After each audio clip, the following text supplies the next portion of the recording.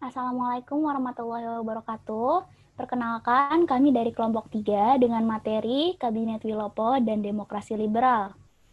Di sini ada Ananda Aura, absen 3, Baik Nabila Surya Chandra, absen 5, Jasmine Zafira, absen 12, Najwa Afelia, absen 22, Sabrina Fitri Gunawan, absen 28, dan saya sendiri, Syakila Adelia, absen 29. Langsung saja kita masuk ke materi yang pertama.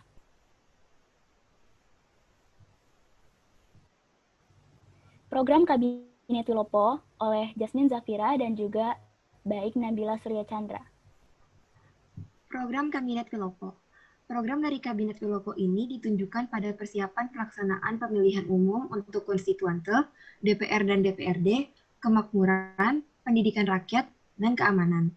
Sedangkan program luar negeri ditunjukkan pada penyelesaian masalah hubungan Indonesia dengan Belanda.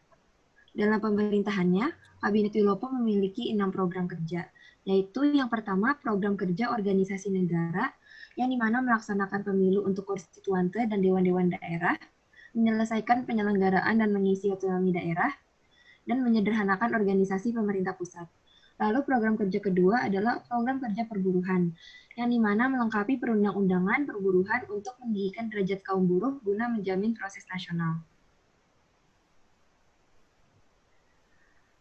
Lalu ada program kerja yang ketiga, yaitu program kerja luar negeri.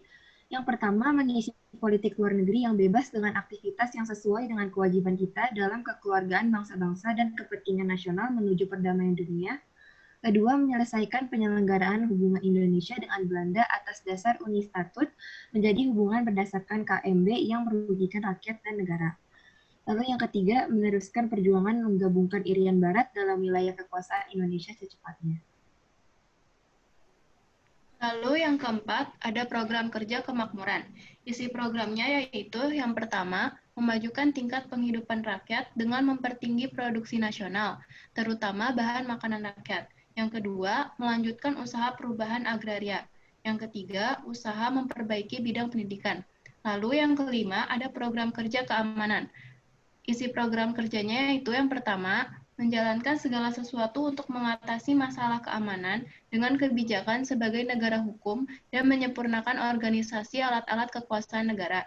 Yang kedua, memperkembangkan tenaga masyarakat untuk menjamin keamanan dan ketentraman. Dan yang terakhir, yang keenam, ada program kerja pendidikan dan pengajaran. Isi programnya yaitu mempercepat usaha perbaikan untuk pembaharuan pendidikan dan pengajaran. Yang selanjutnya adalah keberhasilan dan kegagalan Kabinet Wilopo yang akan saya bacakan. Yang pertama ada keberhasilan, yaitu melakukan pemilu, memperketat impor, memperkenalkan konsep balanced budget, rasionalisasi angkatan bersenjata melalui modernisasi dan pengurangan personil. Lalu yang kelima ada menekan pengeluaran pemerintah. Lalu ada pula kegagalannya. Yang pertama, adanya krisis ekonomi karena jatuhnya harga barang ekspor, sementara kebutuhan barang impor terus meningkat. Yang kedua, terjadi defisit kas negara karena terjadi penurunan hasil panen, sehingga harus mengimpor beras. Yang ketiga, munculnya gerakan separatisme dan provinsialisme yang mengancam keutuhan bangsa karena ketidakpuasan alokasi dana ke daerah tertentu yang tidak seimbang.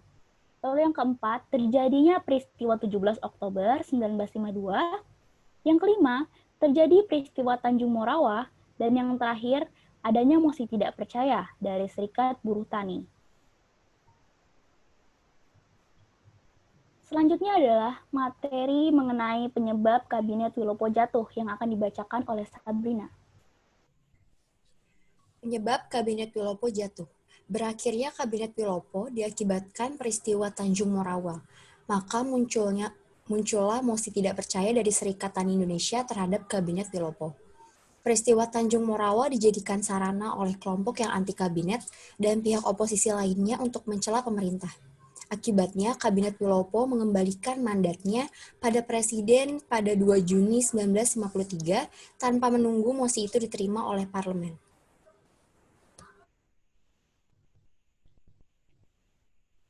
Selanjutnya adalah kelebihan demokrasi liberal yang akan dibacakan oleh Najwa. Kelebihan demokrasi liberal. Yang pertama, kebebasan individu dijunjung tinggi oleh setiap orang. Yang kedua, kekuasaan yang dimiliki oleh pemerintah kemudian dibatasi.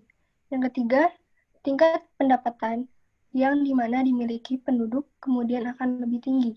Yang keempat, munculnya sebuah persaingan untuk menjadi lebih maju. Yang kelima, kontrol sosial yang dimana terjadi di dalam pers. Menurut kalian, demokrasi liberal tuh bagus nggak sih untuk diterapkan? Silakan Aura dijawab. Pendapat kami, demokrasi liberal tidak bagus untuk negara berkembang seperti Indonesia, karena hukum yang diterapkan belum kuat dan pola hidupnya belum stabil. Selain itu, di beberapa negara berkembang, khususnya Indonesia terkenal dengan warganya yang ramah. Namun jika dilihat dari beberapa negara yang menerapkan demokrasi liberal, warganya individualis, sehingga Indonesia tidak menunjukkan jati dirinya. Selain itu, ada sisi buruk juga dari demokrasi liberal.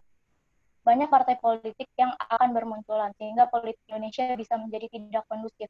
Faktanya, pada saat Indonesia menerapkan demokrasi liberal ini, partai malah sibuk mempertahankan kekuasaan, bukan fokus kepada pembuatan kebijakan. Nah, segitu materi dari kami. Terima kasih. Mohon maaf bila ada kesalahan. Wassalamualaikum warahmatullahi wabarakatuh.